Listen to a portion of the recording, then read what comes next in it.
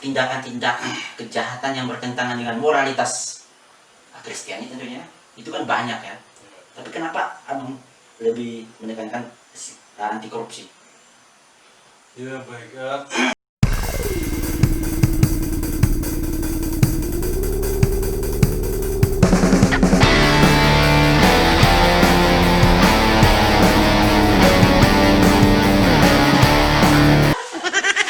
Nanti kata saya jatuh lagi ya.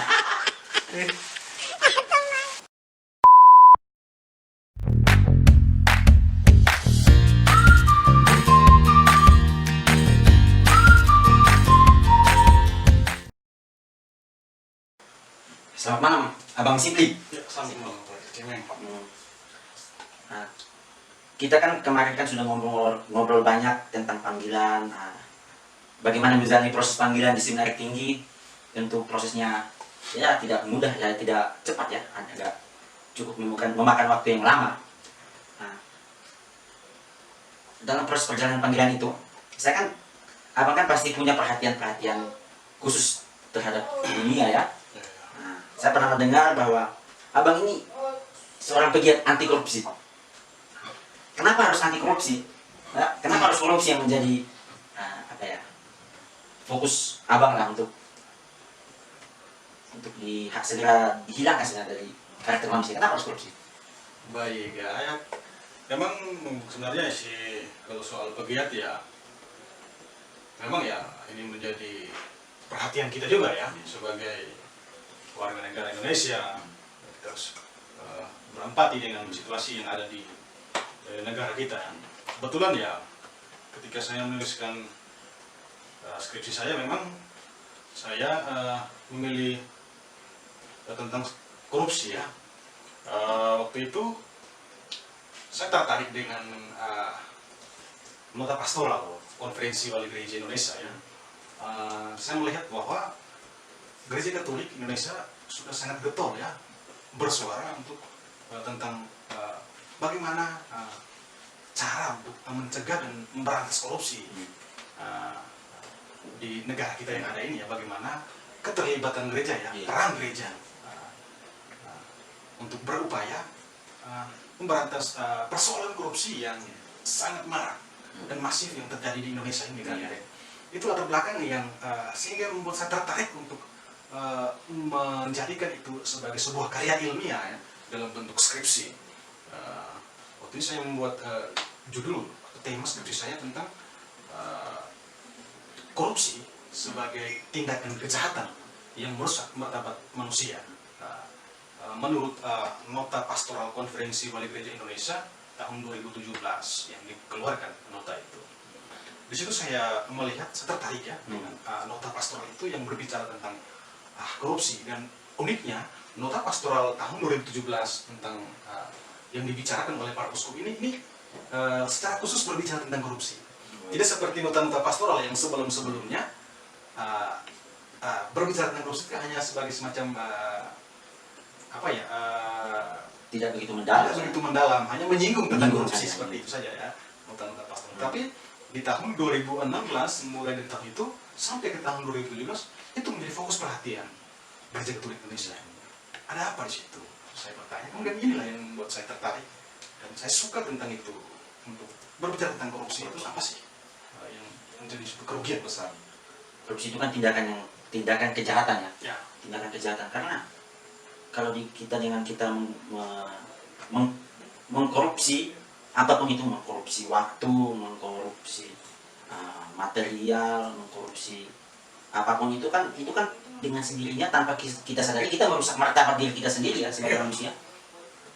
Lalu yang menjadi pertanyaan saya,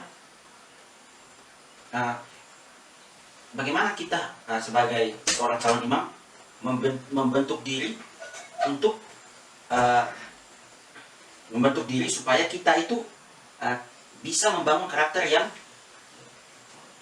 sebagai manusia yang bermartabat, artinya yang betul-betul mengatakan tidak untuk korupsi begitu. Bagaimana kita sebagai calon imam membentuk diri untuk itu? Ya, pertama ya, mulai dari proses pembinaan calon imam ya. Kita sebagai calon imam ya harus ingat bahwa kita memiliki, ada yang dikatakan bahwa 3 nasihat Injil ya. Ya, 3 nasihat Injil.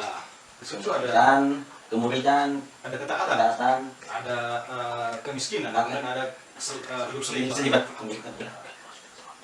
Ya disitulah ya, sebagai calon imam ya kita ya, harus menghayati hidup itu ya, harus 3 nasihat Injil itu ya. Di situ juga salah satunya itu ya, soal kemiskinan, soal kesederhanaan. Dari situ kita bagaimana kita menghayati itu sebagai bagian dari kehidupan kita, dan harus kita berani untuk mengatakan tidak atau cukup pada hal-hal yang memang mengarahkan kita untuk merugikan orang lain, tindakan yang merugikan orang lain. Jadi sebenarnya ketika kita bertindak korupsi, kita itu tidak hanya merugikan diri kita sendiri, tapi kita juga merugikan orang lain. Ya, kita tadi merusak martabat manusia. Kita panggil dulu kopi, sini dulu. Kita harus ngopi supaya segar. Kita harus ngopi supaya segar. Ini bagian dari penampilan. Kalau kita berbicara lancar, itu harus minum kopi. Dan kopi itu kata orang di Siregar, kopi itu pahit. Seperti hidup, pahit. Hanya saja kita butuh sedikit gula untuk membuatnya menjadi seimbang. Nah, itu seperti itu. Hidup itu pahit, tapi kita butuh sukacita supaya membuatnya menjadi seimbang. Oke, kita tinggalkan kopi, kita lanjutkan ke tadi kita ngomong tentang abang sebagai pendidik korupsi, bahwa korupsi itu merusak martabat kita sebagai manusia dan merusak juga martabat orang lain. Untuk hidup sebagai calon imam, kita perlu menghayati betul-betul 3 nasihat Injil: ketaatan, kemiskinan, dan hidup selibat. 3 nasihat Injil ini menjadi dasar kita sebagai calon imam untuk besok-besok kita bisa menaruh sikap yang cukup kritis ya terhadap masalah-masalah moral yang akhir-akhir ini berkembang.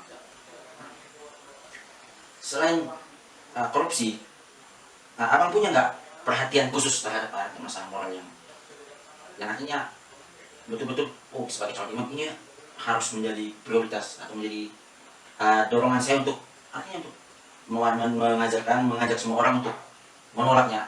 Apakah hanya korupsi atau ada bentuk tindakan amoral lainnya yang abang betul-betul? Kemudian setelah itu saya juga ya tertarik ya dengan apa yang dilakukan oleh pastor kita ya, Romo Pascal, tentang perdagangan orang ya. Perdagangan orang itu juga. Saya pikir ini menjadi suatu tantangan bagi kita sebagai seorang pelayan pastoral. Bagaimana kita juga mengambil bagian keterlibatan gereja Katolik dalam bagaimana melihat, menanggapi realita yang terjadi di tengah-tengah kehidupan masyarakat ya. Salah satunya itu bagaimana perdagangan orang ya saat ini ya tidak akan pernah selesai ya, tentang itu ya. Itu juga saya merasa senang melihat ya karya dan kinerja dari Romo Pascal ya.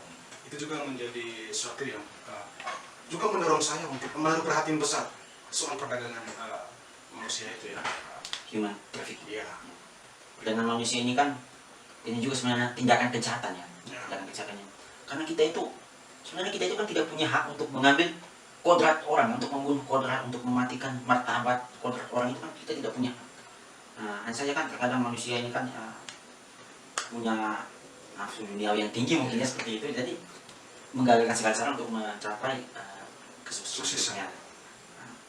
Human trafficking itu kan atau perdagangan manusia itu kan masalah kejahatan besar ya, dan itu menjadi perhatian gereja juga. Ya, salah satunya gereja kita ya, gereja Persekutuan Pangkal Pinang ya, itu menjadi fokus pastoral yang sangat diperhatikan oleh Persekutuan Pangkal Pinang saya lihat ya. Dan makanya ketika Pranio Pangkal Pinang dalam satu waktu kan pernah mengundang Romo Pascal bersama timnya sebagai pembicara, sebagai narasumber untuk memberikan gambaran, pemahaman kepada para calon imam Persekutuan Pangkal Pinang secara khususnya untuk melihat bahwa tindakan perdagangan manusia ini bahwa tindakan yang sungguh-sungguh ya,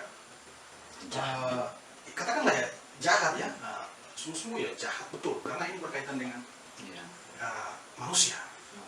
Dan disitulah ya menarik bahwa dipaparkan oleh Romo Pascal berkaitan dengan itu, dan itu juga menjadi bukan hanya saya ya sebagai pribadi yang artinya ya suka dan senang melihat tantangan-tantangan seperti itu, mengajak semua para calon imam Persekutuan Pangkal Pinang ini untuk juga mempelajari, untuk juga memperhatikan ya persoalan-persoalan yang terjadi di tengah masyarakat kita. Karena kita ini kan, kalau kita di Pangkal Pinang itu kan, kita keuskupan yang artinya keuskupan terdiri dari banyak pulau, dan kita itu kan berdiri, posisi kita di ujung, strategis. nah strategis, dan di ujung artinya perbatasan yang bisa saja menjadi gerbong bagi para mungkin orang-orang jahat Mucikari menyeludupkan manusia, saudara-saudara kita yang memang mungkin awalnya tidak tahu apa, tapi kita oleh iming-imingi banyak hal, kemudian itu hingga makanya begitu saja. Dan ini akan menjadi perhatian kita bersama. Oke guys, jangan lupa hashtag say no to human trafficking. ya, dan itu Katakan tidak pada human trafficking ya. Karena ini menjadi masalah kita bersama, bukan hanya masalah gereja, masalah orang lain, tapi ini masalah manusiawi. Masalah manusia itu menjadi tanggung jawab kita bersama sebagai manusia. makanya kita ya calon imam Keuskupan Pangkal Pinang ya harus mulai dari sekarang ya, mulai dari saat ini ya harus menjadikan salah satu tadi persoalan perdagangan manusia ini ya perhatian kita. Artinya apa? Kita dilatih untuk harus berani untuk melakukan sebuah tindakan yang baik, yang menyelamatkan nyawa orang ya. Nah, makanya kita semua ya, para calon imam, para frater Keuskupan Pangkal Pinang ini memang ini adalah tantangan untuk kita di hari-hari yang akan datang ya. Saya pikir itu, makanya ya Stabilitas kemuridan dan hamba Allah itu penting. Ya. makanya stabilitas kemuridan dan hamba Allah itu harus dijaga ya, karena sebagai murid kita itu kan artinya sebagai murid itu kan mengikuti guru ya. Artinya apa yang diajarkan oleh Yesus itu juga lah yang kita bagikan kepada sesama kita, supaya mereka juga tahu bahwa situasi dunia ini sekarang seperti ini. Maka saya sebagai manusia juga berkewajiban untuk menolong saudara saya yang dalam arti tersesat atau dalam arti mengalami musibah seperti mengalami human trafficking, itu kan menjadi tanggung jawab kita bersama. Oke. Apa pesan poin penting dari abang? Karena abang pun terakhir kan mau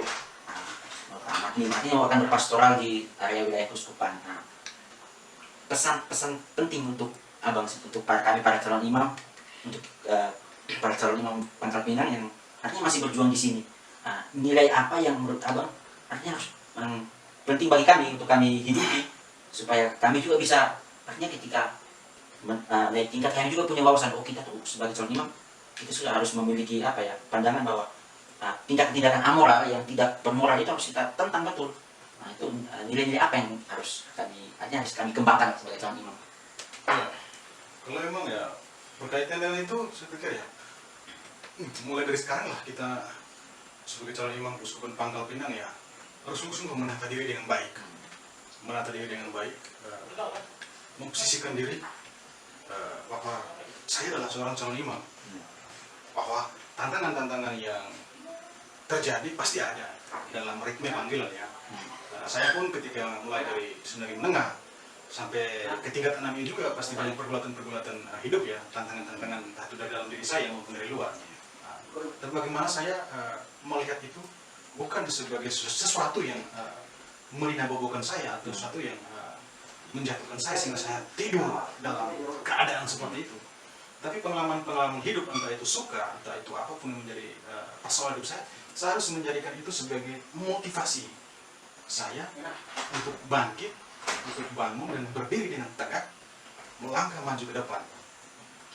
Maka dalam prinsip saya bahwa dalam menjalani panggilan ini, ya, saya menata hidup saya dengan baik. Maka mutu hidup itu menjadi suatu catatan penting harus kita renungkan sebagai seorang calon imam. Apalagi yang masih tingkat 1, tingkat 2, tingkat 3, ya memang banyak tantangan yang harus kita hadapi, tetapi jangan pernah takut dengan tantangan. Kita harus bangkit, kita harus berjuang untuk menghadapi semua tantangan-tantangan yang ada dalam ritme, dalam proses panggilan kehidupan kita sebagai seorang calon imam. Harus optimis dalam menjalani panggilan ini. Sikap hidup nomor satu ya, sikap hidup untuk hidup itu nomor satu. Hidup harus menjadi prioritas yang harus kita bangun, yang harus kita tanamkan dalam diri kita sebagai seorang calon imam. Nah, dengan mutu hidup, sikap hidup kita yang baik, dan setelah kita bisa menunjukkan integritas kita sebagai seorang calon imam yang berkualitas. Ketika mutu hidup kita baik, pasti kita akan menolak pada korupsi. Dan ketika mutu hidup kita baik, kita akan menolak penjualan perdagangan manusia. Kita akan menentang semua persoalan-persoalan amoral yang terjadi dalam kehidupan bermasyarakat. Karena apa? Karena ya integritas kita, kehidupan kita ya, karena ya kita memiliki mutu hidup yang baik. Dengan cara itulah kita menentang semua persoalan-persoalan yang ada. Baik. Terima kasih Abang Simpli sudah hadir di dalam perbincangan kita hari ini. Perbincangan yang cukup menarik, ya cukup panjang. Jadi sebagai calon imam itu kita tidak hanya berbicara tentang aduh bagaimana besok ya saya bangun pagi, bagaimana besok saya belajar. Kita tidak hanya berbicara soal hidup di seminari saja, tetapi kita juga berbicara banyak hal. Kita berbicara berdiskusikan tentang dunia, apa persoalan-persoalan yang terjadi di dunia ini. Kemudian kita sebagai calon imam yang belajar moral, belajar dokumen-dokumen gereja, kemudian kita memberikan pandangan-pandangan kita tentang itu. Oke, sampai jumpa lagi bersama Frater Diocesan Pangkal Pinang. Cek. Oke guys, itulah tadi ngobrol bareng Frater. Dan kali ini tamu kita adalah Frater Simpli. Jangan lupa saksikan ngoper-ngoper lainnya bersama Frater Diocesan Pangkal Pinang.